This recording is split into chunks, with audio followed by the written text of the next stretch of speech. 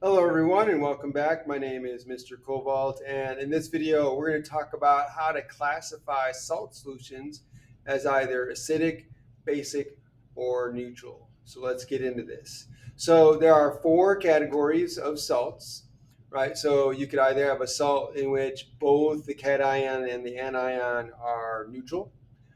You could have a salt in which the cation is acting as the acid and the base, the anion is neutral. Or you could have the situation where the salt contains a cation that is neutral and the anion is acting as a base.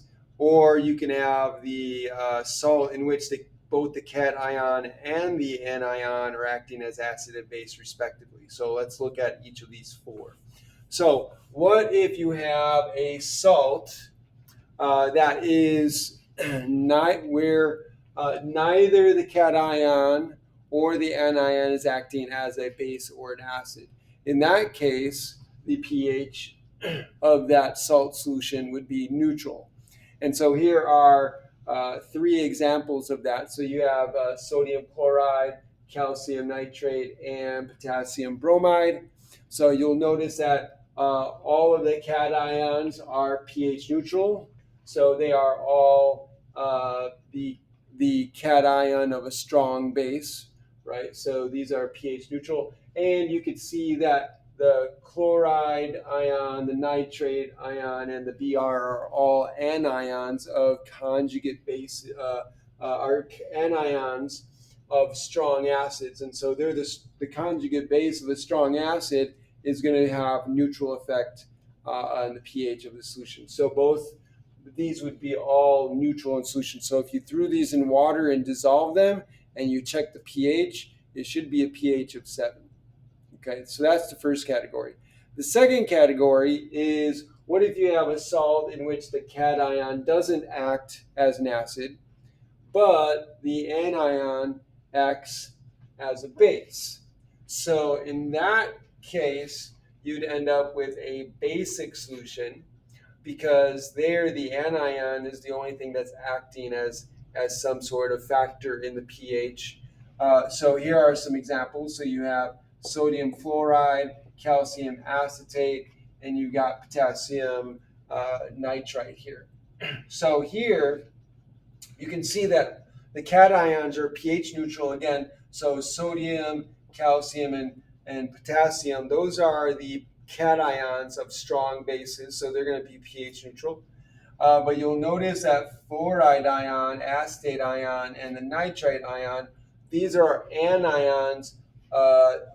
These are anions of weak acid. So they're the conjugate bases of weak acid, and so the conjugate bases of weak acids are weak bases. So in here we would expect that if you took these salts and put them in water and they dissolved, you would expect the solution to be basic. So when you tested it with pH paper, you'd get a basic outcome.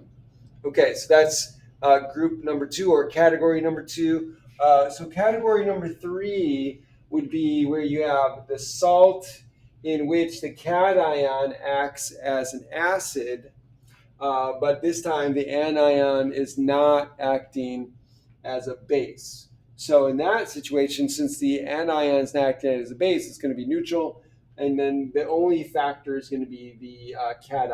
And if that's acting as an acid, then therefore you would expect an acidic solution. So here are some examples. We have the iron 3 chloride, aluminum nitrate, and ammonium bromide.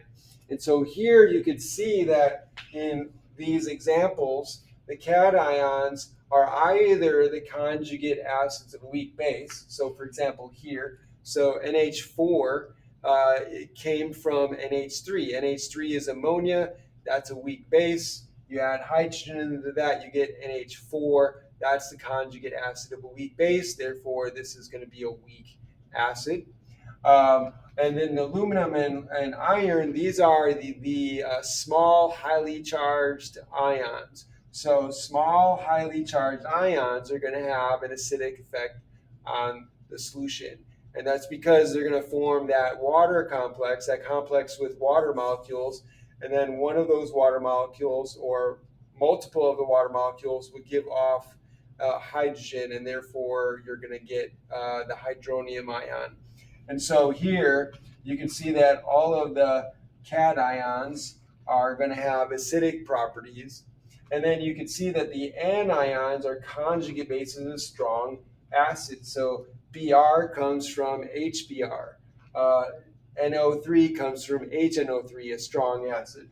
Chloride ion comes from HCl, a strong acid. So since these are the anions of strong acids, they're going to be pH neutral. So we would again expect salts that contain a cation that acts as an acid, but the anion is pH neutral, is obviously going to give you an acidic solution. And then finally, the part 4 or category 4, this is where you get a salt in which the cation is acting as an acid and the base or the anion is acting as a base. So you get both of them acting as acid and base at the same time. So in that particular situation, the pH of your solution is going to depend on the relative strengths of the acid and the base. So if the acid is stronger, then it's going to be acidic. If the base is stronger, then it's going to be basic.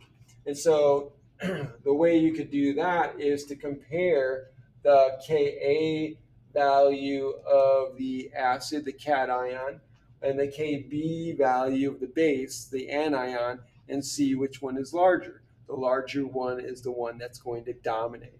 And so here are some examples. We have iron 3 fluoride. So iron is a small, highly charged metal, so that's going to act as an acid.